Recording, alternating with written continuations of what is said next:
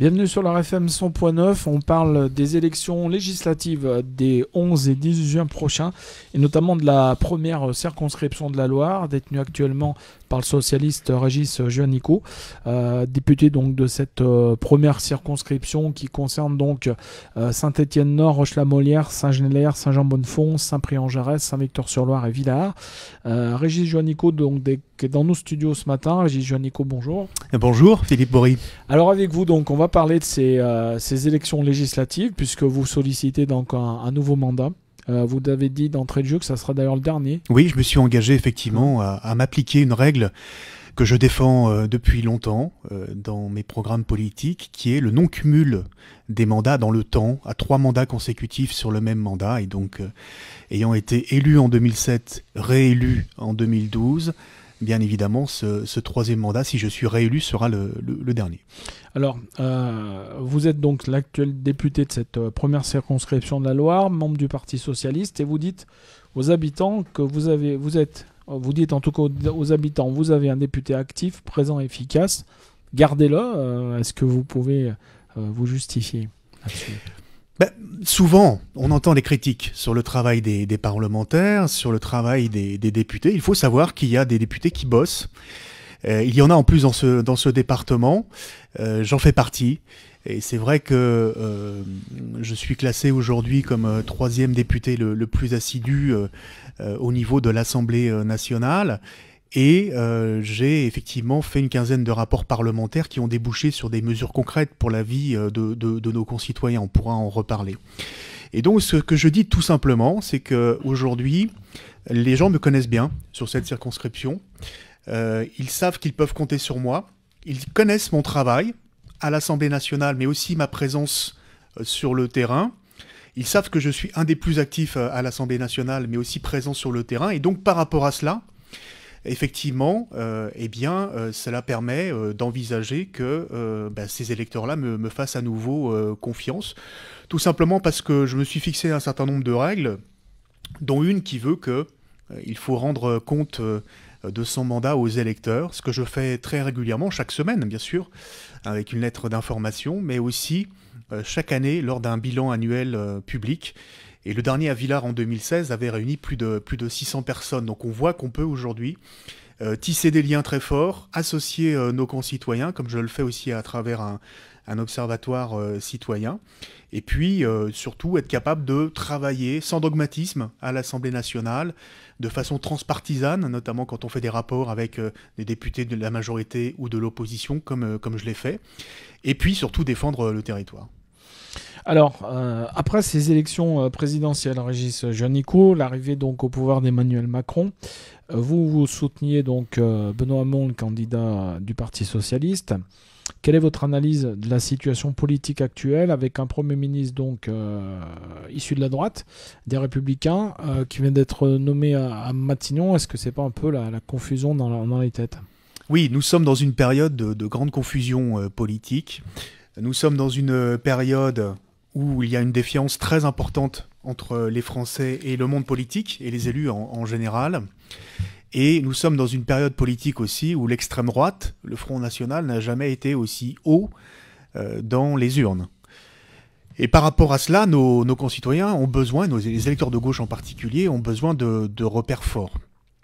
Et de pouvoir compter aussi sur des responsables politiques qui ne fluctuent pas, qui ont des convictions, qui ont des idées claires, affirmées, et qui sont capables aujourd'hui de pouvoir rester fidèles, tout simplement, et loyaux par rapport à leurs idéaux, par rapport à leur formation politique. Moi, ça fait 30 ans que je suis au Parti Socialiste, et je n'ai jamais varié. Et c'est pas parce que Emmanuel Macron a été élu président de la République que je change ma position. Il l'a fait sur un slogan qui est le slogan « ni droite, ni gauche », pour faire exploser les partis traditionnels. Il a choisi un Premier ministre qui est très clairement issu de la droite.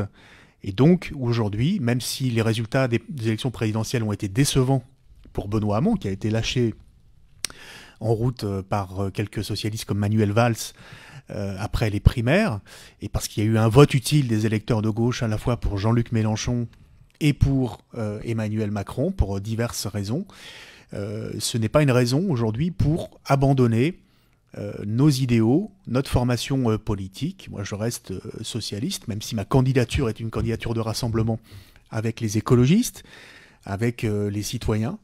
Et donc, je me présente à nouveau, tout simplement, en ne me dérobant pas par rapport à mes responsabilités, en assumant mon travail et en disant aux électeurs, c'est à vous de trancher. Si vous considérez que j'ai mal travaillé, que je ne suis pas un bon député, que je ne suis pas présent sur le terrain, que je ne suis pas capable de travailler avec les élus des communes pour défendre leurs dossiers et leurs équipements, si vous considérez que je n'ai pas bien fait mon travail, eh bien, ce sera à vous de choisir. Alors justement, avant de parler de votre circonscription, donc on va parler pour un petit peu, ça va me permettre d'embrayer sur ce que vous disiez juste avant. Après, ma position par rapport à Emmanuel Macron et par rapport au... Ah oui, ça vous nous avez pas bien répondu. évidemment au fait qu'il ait choisi un Premier ministre de droite. Aujourd'hui, il faut qu'on ait des contre-pouvoirs à l'Assemblée nationale et qu'on ait des députés de gauche avec des idées claires. Bon. Ça veut dire qu'on n'est pas des députés godillots. Moi, je ne veux pas d'un Parlement qui soit un Parlement à la main du Président de la République ou docile, trop docile vis-à-vis de l'exécutif, où on demanderait aux députés qui vont être élus, puisque c'est ce qu'on demande aux députés En Marche, d'être dans un mandat impératif, c'est-à-dire d'accepter l'ensemble des mesures qui sont dans le programme d'Emmanuel Macron. Moi, j'ai toujours dit, ça a toujours été ma ligne de conduite, dans l'opposition comme dans la majorité, puisqu'il m'est arrivé de ne pas voter les textes du gouvernement sur l'Europe, sur la question de la loi travail. On y reviendra tout à l'heure. Sur ces questions-là. Ma ligne de conduite a toujours été de ne pas être dans l'opposition systématique. Et moi, j'aiderais sur des réformes qui vont dans le bon sens. Je pense à la moralisation de la vie publique. Ce que veut faire Emmanuel Macron aussi en termes d'évaluation des politiques publiques au Parlement, pour qu'on donne plus de possibilités au Parlement de contrôler et d'évaluer les lois dans leur application dans la vie quotidienne des gens. C'est ma spécialité à l'Assemblée nationale. Et puis, bien évidemment, pour voter un certain nombre de mesures qui iront dans le soutien, notamment du pouvoir d'achat des classes moyennes ou des classes populaires. Mais je le dis très clairement, je m'opposerai à un certain nombre de mesures qui sont dans le programme d'Emmanuel Macron qui ne correspondent pas à mes convictions. Je ne voterai pas une réforme du Code du travail par ordonnance qui passe au-dessus de la tête du Parlement et qui serait synonyme de recul des droits des salariés après la loi El Khomri. Je ne voterai pas la quasi-suppression de l'impôt sur les grandes fortunes parce que c'est une mesure qui favorise aujourd'hui les ménages les plus riches. Je ne voterai pas un certain nombre de mesures comme la hausse de la CSG pour les retraités. Ou je ne voterai pas, par exemple, les mesures qui seraient synonymes de rétablissement d'un service militaire d'1 mois pour aujourd'hui les jeunes. Donc, il y a un certain nombre de lignes rouges sur lesquelles je suis extrêmement clair, avant même que le vote ait lieu aux élections législatives, pour dire aux électeurs, je suis prêt à faire une opposition constructive, effectivement, dans le Parlement, mais ça ne se fera pas au prix de mes convictions. J'ajoute que Emmanuel Macron souhaite revenir sur la réforme des rythmes scolaires à l'école, dès cette rentrée. Je trouve particulièrement dangereux de revenir sur une loi qui a été mise en place il y a seulement 3 ou 4 ans, qui est maintenant installée, qui a été peut-être un peu laborieuse au départ, mais qui maintenant est rentrée dans les habitudes des parents d'élèves et des enfants. Je trouve dangereux de remettre en cause et de laisser la liberté aux communes de choisir ou de ne pas choisir les rythmes tels qu'ils sont actuellement, alors que ce dispositif n'a pas encore été évalué pour savoir s'il a été efficace en termes d'apprentissage des savoirs fondamentaux pour les élèves. Alors justement, vous nous parliez tout à l'heure que vous restiez plus que vigilant en tout cas par rapport à Emmanuel Macron, que vous restiez fidèle à vos engagements de socialiste. Avant qu'on revienne sur votre circonscription, la première, on va parler de la 4e circonscription de la Loire, celle notamment de la vallée de l'Ondaine, où Laurence Jubin, donc, qui était jusque-là la candidate du Parti socialiste, a annoncé son retrait et son soutien au candidat de la République En Marche et donc à Emmanuel Macron. Alors est-ce que là aussi ça n'entretient pas la confusion? Et puis quelle est votre position justement sur cette 4e circonscription de la Loire? Là on pose peut-être plus la question aux responsables départementales du Parti socialiste. Oui, les militants de la 4e circonscription de la Loire, les militants socialistes ont été extrêmement surpris et choqués de l'annonce du retrait à quelques jours seulement de la clôture des possibilités de pouvoir être candidat aux élections législatives de Laurence Jubon. Tout simplement parce qu'elle avait été investie par les militants socialistes dès décembre, elle faisait campagne sur la 4e circonscription depuis plusieurs semaines. Elle avait participé aux primaires. Elle s'était pliée aux résultats, même si elle avait soutenu Manuel Valls. Et aujourd'hui, elle le suit dans son soutien à Emmanuel Macron, direct, hein, sans détour, ce qui n'est pas la position du Parti socialiste, notamment dans la Loire, et des militants du Parti socialiste dans la 4e circonscription. En gros, hein, ce qu'elle déclare de son côté, c'est qu'elle soutient donc désormais la candidature du candidat donc d'Emmanuel Macron, de la République En Marche. Dans le même temps, elle assume ses choix, qu'elle reste socialiste, qu'elle ne fait pas ça toute seule, qu'elle le fait avec la trentaine, dit-elle, de personnes, de militants qui la suivent, notamment sur Firminy. Et elle dit, quitte à se faire exclure du PS, bah, c'est pas grave et je resterai socialiste dans mes idées. Oui, mais elle sera exclue du Parti socialiste, parce que c'est nos règles. Il ne peut pas y avoir de double appartenance ou un soutien, je dirais, à des candidats qui sont adversaires des candidats socialistes dans la circonscription. Donc on est en train de regarder. Le problème, c'est qu'elle n'a pas consulté les militants. Et que peut-être qu'elle craignait de faire un trop mauvais score à ces élections législatives. En tout cas, aujourd'hui, on se désolidarise complètement de cette décision personnelle, individuelle et assez opportuniste, à vrai dire. Et nous allons regarder d'ici vendredi si nous présentons une candidature socialiste alternative. Je vous coupe 30 secondes simplement pour dire donc cette émission est diffusée cette semaine, mais en tout cas elle a été enregistrée en fin de semaine dernière. Donc en tout cas c'est pour ça qu'on n'a pas encore toutes les infos. Donc, quand l'émission sera diffusée, la décision aura sûrement été prise et continuer Régis Gionico. Donc, nous verrons si nous présentons une candidature alternative donc d'un socialiste dans la circonscription, dans la 4e circonscription de la Loire, ou nous sommes en train de prendre les contacts avec Christophe Averjon si nous regardons si nous pouvons aller vers un rassemblement plus large des forces de gauche dans cette circonscription pour donner aussi une possibilité à la gauche de l'emporter. Et en même temps, voilà, ce que je voulais également vous poser comme question, c'est sans doute peut-être une occasion pour la gauche de basculer cette circonscription qu'elle a eue pendant très longtemps et depuis 2 ou 3 mandats, je ne me souviens plus, dans l'escarcelle de la droite et de Dino Cinieri. Bien sûr, et partout où on peut effectivement aller vers des candidatures de rassemblement, nous l'avons fait dans la 6e circonscription, avec les écologistes, avec les socialistes, avec les communistes autour de Jean Duverger. Nous l'avons fait en partie dans la 1re circonscription avec les écologistes, les socialistes et les citoyens autour de ma candidature, et dans la 2e circonscription entre les écologistes et les socialistes.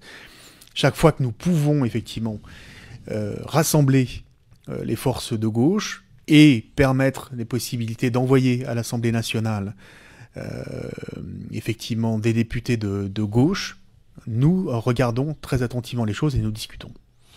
Très bien, on revient donc sur votre circonscription, la première de la Loire. Donc vous avez été réélu en 2012 avec 60 engagements. Est-ce que vous pouvez nous donner quelques exemples d'engagements qui vous tenaient à cœur et que vous avez mis en place ? Alors, il y a bien sûr ce qu'on a fait pour l'éducation nationale, avec la création des 60 000 postes dans l'éducation nationale, puis refaire de l'éducation nationale le premier budget de la nation, avec très concrètement dans la 1re circonscription l'ouverture de 35 classes. Je rappelle que sous Sarkozy, on avait supprimé 80 000 postes et on supprimait des postes et des classes chaque année. Et donc là, il y a un effort considérable qui a été fait pour alléger notamment le nombre d'élèves dans les classes. Il y a eu tout ce qui a été fait pour la sécurité publique, en particulier 10 000 postes supplémentaires pour les policiers et les gendarmes, avec une traduction dans le département de la Loire et 60 postes de plus aussi dans la police nationale. Et un dossier sur lequel je me suis particulièrement investi et impliqué auprès de Bernard Cazeneuve quand il était ministre de l'Intérieur, c'est la rénovation qui va être engagée, là, en 2017, de la caserne de gendarmerie départementale qui est à Bergson, dans le quartier stéphanois de Bergson, et qui va permettre, avec 13 millions d'euros de budget, de donner des conditions de vie, de logement décent à des 80 familles de gendarmes qui sont logées à la caserne Bergson. Donc voilà très concrètement un des éléments. Il y a ce qu'on a fait pour l'emploi des jeunes, l'extension de la garantie jeune en particulier, ou les emplois d'avenir, où là on a eu quelques résultats, contrairement je dirais, au bilan de François Hollande au bout de 5 ans par rapport au chômage, qui est un bilan pour le coup décevant, puisqu'il y a eu 600 000 chômeurs de plus. Sur l'emploi des jeunes, nous avons eu des résultats. Il y a bien sûr là, tout ce qui concerne la généralisation du tiers payant pour les soins, pour la santé. Il y a ce qu'on a fait aussi pour les retraites, le compte pénibilité qui a été mis en place, sur lequel moi j'ai beaucoup travaillé, puisque j'étais un spécialiste des questions de pénibilité au travail et de risques psychosociaux. Et puis, il y a les dispositifs carrière longue, notamment, qui permet à ceux qui ont commencé à travailler tôt de partir à 60 ans. 10 000 Ligériens en ont bénéficié depuis 5 ans, et c'est des mesures extrêmement importantes sur le plan social que nous avons votées. Alors, à contrario, Régis Juanico, est-ce que vous avez un engagement que pour X raisons vous n'avez pas pu tenir, ou plusieurs, pareil, qui vous tenait à cœur, vous n'avez pas pu aller au bout? Là aussi, est-ce que vous pouvez nous donner des exemples, des choses où vous auriez préféré valider et que vous n'avez pas pu pour différentes raisons?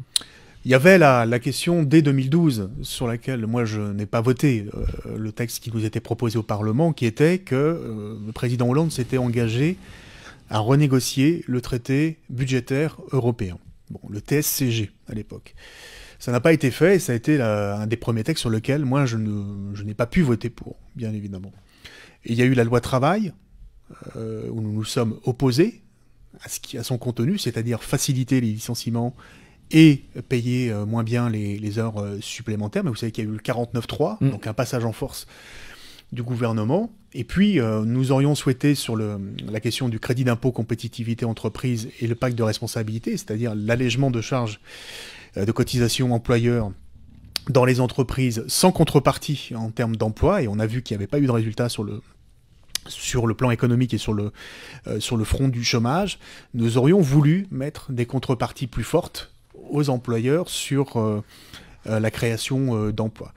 Donc il y a un certain nombre effectivement, de chantiers sur lesquels nous aurions aimé pouvoir tenir nos engagements, notamment l'inversion de la courbe du chômage. J'aurais aimé que sur le pouvoir d'achat, on ait des signes plus clairs et plus tôt, notamment pour le point d'indice des fonctionnaires, et que nous puissions aussi avoir une politique de pouvoir d'achat beaucoup plus aujourd'hui orientée vers les classes modestes et vers les classes moyennes.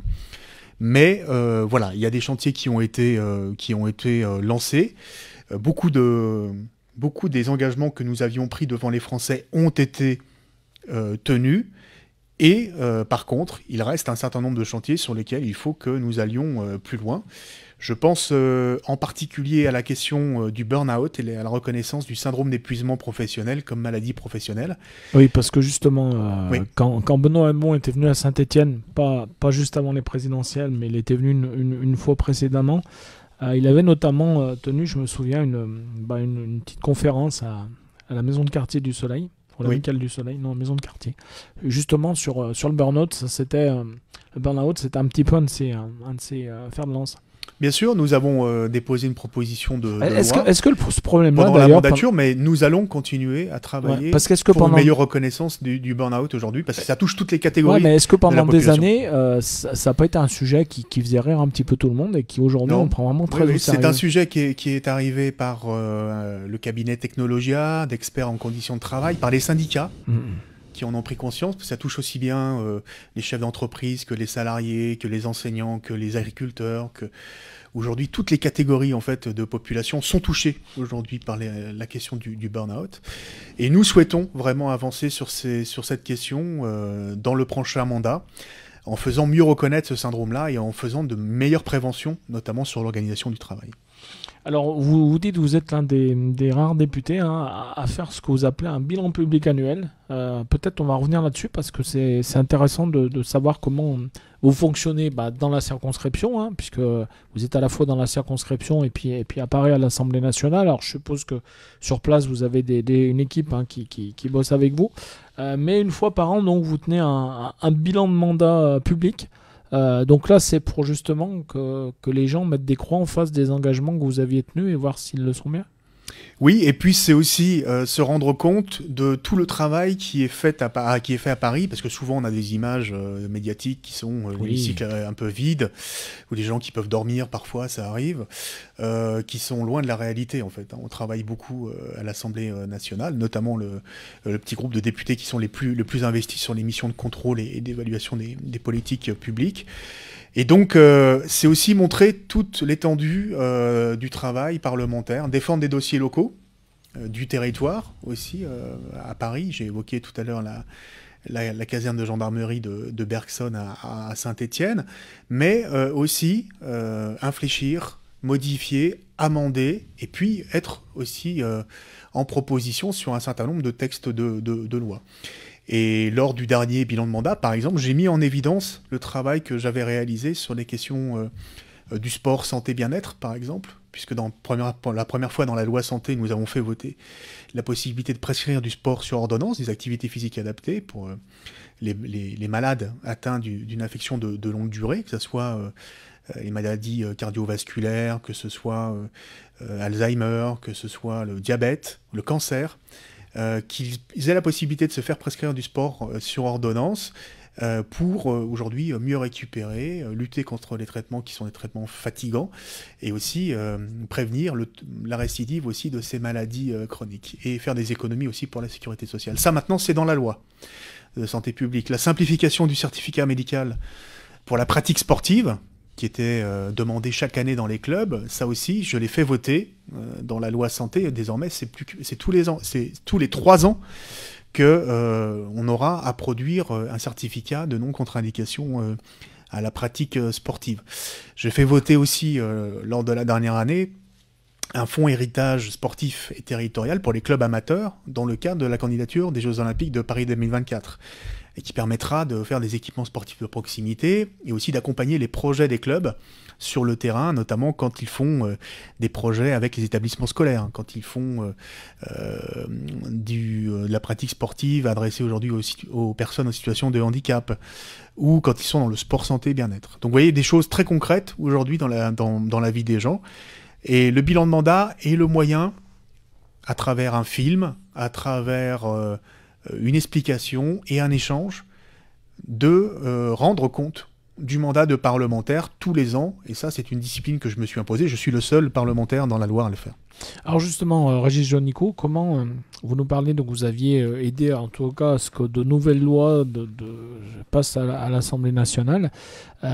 Comment s'organise un député? Ça va nous permettre peut-être de plus évoquer le rôle du député.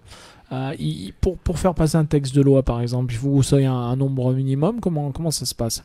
Oui, alors il y a plusieurs possibilités. 80% des textes de loi qui sont votés au Parlement sont d'origine gouvernementale. Bon, c'est le gouvernement qui propose, qui le fait passer en Conseil des ministres, puis ensuite il y a la navette entre l'Assemblée nationale et le Sénat. Les 20% qui restent, c'est d'origine parlementaire. Donc c'est des propositions de loi. Ça, c'est déposé sur le bureau de l'Assemblée. Il faut que ça passe par le groupe politique, soit validé par le groupe politique auquel vous apparteniez. Et puis souvent, ça peut être aussi initié, c'est infoné parfois par le gouvernement et qu'on trouve des parlementaires pour faire des propositions de loi. Mais on a une capacité, effectivement, à proposer. Mais aujourd'hui, le rôle des députés, notamment dans le Parlement du non-cumul, qui sera le premier Parlement, là, élu en 2017, où beaucoup de maires, de présidents de conseil départemental ou de présidents de région vont choisir leur mandat local, parce qu'ils faisaient les 2 mandats, et donc ils n'en faisaient aucun finalement, ou en tout cas ils en privilégiaient un par rapport à l'autre, c'était souvent le local, et donc ils ne faisaient pas leur boulot de député. Nous allons avoir là des parlementaires qui seront beaucoup plus disponibles pour pouvoir surtout contrôler l'exécutif, ce qui n'est pas assez fait aujourd'hui. Les séances de questions au gouvernement ne sont pas satisfaisantes dans la façon dont ça se déroule, et ne sont pas assez aujourd'hui exigeantes par rapport à les comptes que doivent rendre les membres du gouvernement aux parlementaires, et puis surtout dans l'évaluation des politiques publiques. Maintenant, j'ai mis dans la loi, dans le règlement intérieur de l'Assemblée nationale, le fait qu'au bout de 3 ans maintenant, il y aura une évaluation systématique des lois votées, qui sont entrées en vigueur 3 ans auparavant, et ce travail sera fait par un membre de la majorité et un membre de l'opposition à l'Assemblée nationale. Donc ça sera pluraliste, et ça permettra de voir comment une loi produit des effets, quels étaient les objectifs au départ, quels sont les résultats qui ont été atteints, à quel coût, quelle efficacité, quelle efficience, et s'il faut changer les choses au bout de 3 ans ou pas. Et donc c'est aujourd'hui le travail principal des parlementaires. De ne pas faire plus de lois, il y a trop de lois, elles sont trop bavardes, c'est d'améliorer aujourd'hui la fabrique de la loi pour mieux associer les citoyens en amont, mieux les consulter, et puis surtout voir comment les lois, elles vivent sur le terrain et les modifier si besoin. Justement, on reste sur le rôle du député parce que je crois qu'il est bon un petit peu d'expliquer bien les choses. Hein, parce que trop souvent, les gens disent ouais, c'est la gamelle est bonne, donc voilà. Mais le rôle, on va dire par exemple sur la semaine, le rôle d'un député, comment ça se décompose? Un député reste en général le mardi, mercredi, le jeudi aussi. Ça, moi, c'était mon cas, mardi, mercredi, jeudi, donc 3 jours à Paris. Toutes les semaines. Toutes les semaines.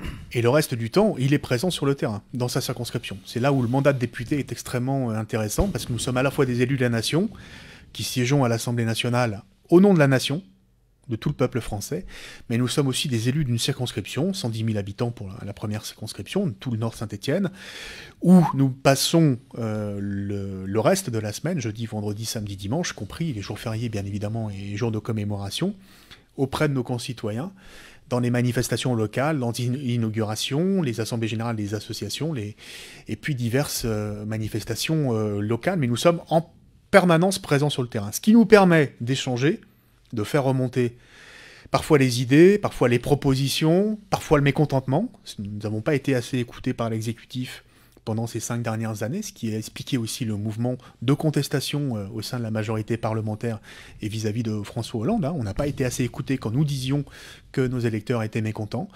Et donc ça sert à ça aussi un député. Et donc c'est très important qu'il continue à être élu sur un territoire et qu'il puisse faire remonter chaque semaine les préoccupations de ses concitoyens. Alors là, vous êtes également élu, je crois, Gilles Nico, conseiller départemental, donc oui. Sur l'un des cantons de la circonscription. Oui. Là aussi, c'est pas difficile quand on parle de cumul ou non-cumul avec les nouvelles propositions qui arrivent. Est-ce que c'est pas trop difficile d'être à la fois député et puis conseiller départemental? Comment vous organisez? Alors, moi, je suis conseiller départemental de base depuis 2004. Ouais. Le non-cumul concerne les fonctions parlementaires et les fonctions exécutives locales. Ça, je me suis toujours engagé à ne pas cumuler ces 2 fonctions-là. Et il y a eu des députés maires, il y a eu des sénateurs maires C'était la grosse main dans ce département, il y a eu des députés qui étaient en plus dans l'exécutif régional, très récemment, qui ne se sont pas appliqués ces règles. Alors maintenant, c'est dans la loi. Tout le monde est obligé de les appliquer. Moi, j'ai voté ces lois. Mais conseiller départemental de base, être dans l'opposition, c'est avoir ce mandat local. Je l'ai depuis 2004 et j'ai toujours été réélu à ces fonctions. C'est un mandat aussi de terrain. Et comme il est dans ma circonscription, il est parfaitement complémentaire. Donc je fais mon boulot de député complètement, à plein temps. Et d'ailleurs, y compris les chiffres le démontrent, puisque je suis l'un des députés les plus assidus à l'Assemblée nationale et un de ceux qui travaillent le plus en termes de production de rapports parlementaires et de mesures concrètes aussi pour nos concitoyens. Donc, c'est tout à fait conciliable. Ce qui n'est plus conciliable, c'est d'avoir une fonction exécutive et d'avoir un mandat de parlementaire. On ne peut pas faire les deux. On fait soit mal l'un, soit mal l'autre. D'accord. Alors... Et donc, par rapport à cela, je crois qu'il faut avoir des lignes de conduite. Moi, je le fais par rapport à la question du non-cumul des mandats dans le temps, en disant, si c'est mon 3e mandat comme député, ce sera le dernier. Je m'arrêterai, si je suis réélu, je m'arrêterai là. Je le fais en proposant, dans la loi de moralisation de la vie publique, comme on l'a fait pendant la campagne présidentielle, à ce qu'on interdise les emplois familiaux pour les parlementaires. On l'a vu avec l'affaire Fillon et le Penelope Gap. À ce qu'on interdise toute activité professionnelle en plus du mandat de parlementaire. Ce n'est pas normal qu'il y ait des activités de conseil, qu'il y ait des conflits d'intérêts qui puissent être développés. À faire en sorte aujourd'hui qu'on mette fin à l'immunité parlementaire, en tout cas pour tout ce qui est détachable de l'exercice du mandat de parlementaire. Voilà, il y a des choses aujourd'hui à revoir de façon drastique pour que de nouveau nos concitoyens aient confiance dans leur monde politique. Alors justement, on va parler de la réserve parlementaire qui a fait beaucoup parler d'elle ces derniers temps. Donc ça, vous allez nous expliquer un peu plus quel est son fonctionnement et à qui elle profite dans votre cas. Alors la réserve parlementaire, c'est un terme impropre. C'est en fait aujourd'hui une somme qui depuis 2012, suite aux décisions réserve parlementaire, quand on gratte pas un petit peu les choses, on pourrait se dire que vous avez pas une somme à disposition 130 000 € de côté, vous faites ce que vous voulez avec. Pas du tout. Ce sont des dossiers de subvention exceptionnels qu'on sollicite auprès des ministères, donc des membres du gouvernement, que ce soit les associations, la culture, le ministère de l'Intérieur, pour pouvoir subventionner des projets dans les circonscriptions. Soit des projets d'équipement dans les communes, soit des projets pour soutenir le développement des associations ou des manifestations des associations. Et donc, chaque année, en tout cas moi c'est comme ça depuis 2008, où j'ai rendu transparent l'utilisation de cette réserve parlementaire dans ma circonscription. J'ai été un des premiers, au moment où la loi ne l'obligeait pas. À chaque fois, j'ai dit 130 000 €, il y aura dans les 5 communes de ma circonscription, donc une fois par an, à tour de rôle, un équipement qui sera subventionné avec la moitié de la somme des 130 000 €, donc à hauteur de 65 000 €, et puis le reste qui est en fonction des projets associatifs dans la circonscription et qui est réparti de façon équitable entre les communes et les quartiers stéphanois, donc voilà, aux clubs sportifs, aux clubs associatifs. Mais ce sont, il faut bien le préciser, des subventions qui passent par le gouvernement, donc c'est transparent, c'est pas des sommes qui sont allouées par les députés. Le député fait simplement transiter un dossier de subvention qui ensuite est attribué par les ministères. Oui, parce qu'on le voit bien, donc après c'est en différentes catégories, donc il y a la culture, il y a le sport, et ça passe effectivement par les ministères, mais je pense que c'était bien d'expliquer que voilà, c'est pas de l'argent que vous faites absolument ce que vous voulez avec et que vous distribuez à qui veut mieux, quoi. Exactement. Alors on revient sur l'actualité politique. Le président Macron donc, veut encore amplifier aujourd'hui la loi travail, adoptée par Manuel Valls avec le 49.3, qui avait donc mis tout le monde dans la rue il y a quelques mois, ou presque. Quelles sont aujourd'hui vos propositions en matière d'emploi et puis de pouvoir d'achat des familles ? Alors moi je soutiens effectivement le fait qu'il y ait une relance de l'économie par la relance du pouvoir d'achat. Ça veut dire aujourd'hui l'augmentation du SMIC, l'augmentation des minima sociaux de 10%, l'augmentation de l'allocation adulte handicapé, mais aussi un certain nombre de mesures de soutien au pouvoir d'achat. Je pense notamment au rétablissement de la demi-part pour les veuves qui avait été supprimée par Nicolas Sarkozy. Et donc, toutes les mesures qui, aujourd'hui, notamment la revalorisation du point d'indice des fonctionnaires, tout ce qui permet aujourd'hui d'injecter du pouvoir d'achat pour aujourd'hui nos concitoyens les plus modestes ou les catégories moyennes, c'est aujourd'hui bon pour l'économie et c'est bon pour relancer la croissance qui aujourd'hui est très plate et qui est très atone. Et aujourd'hui, c'est vrai, sur le pouvoir d'achat, les choses ont été faites insuffisamment ces dernières années et il faut qu'il y ait des mécanismes puissants qui puissent soutenir le pouvoir d'achat. Je pense notamment à la question que nous avions mis dans la campagne présidentielle, de dire, notamment pour les jeunes de 18 à 25 ans, on leur attribue un revenu universel, une somme qui leur permet notamment de lutter contre la pauvreté, la précarité des jeunes de 18 à 25 ans, mais on le fait aussi jusqu'à 2 200 € net, pour que aujourd'hui, on puisse avoir ce soutien au pouvoir d'achat. La vie associative, on le voit, elle est riche dans notre département. Forcément, quand on est député, on est confronté, je dirais pas en permanence aux presses, mais à la richesse de la vie associative locale. Et là aussi, je crois que dans vos projets, en tout cas ce que vous voulez faire, c'est qu'il y ait une meilleure reconnaissance, en tout cas, du bénévolat. Oui, on a progressé pendant ces 5 ans. J'étais le rapporteur spécial à la commission des finances des crédits de la vie associative et aussi de la jeunesse et du sport. Nous avons beaucoup progressé dans la reconnaissance des bénévoles. Nous avons eu l'occasion de pouvoir voter à notre initiative 2 mesures de reconnaissance importantes dans la loi égalité-citoyenneté qui a été votée en fin d'année dernière, mais qui aujourd'hui sont applicables en 2017. La première de ces mesures puisque nous avons beaucoup de retraités dans les associations, et heureusement qu'ils sont là, il faut les remercier, pour tenir notamment les tâches de bénévoles responsables.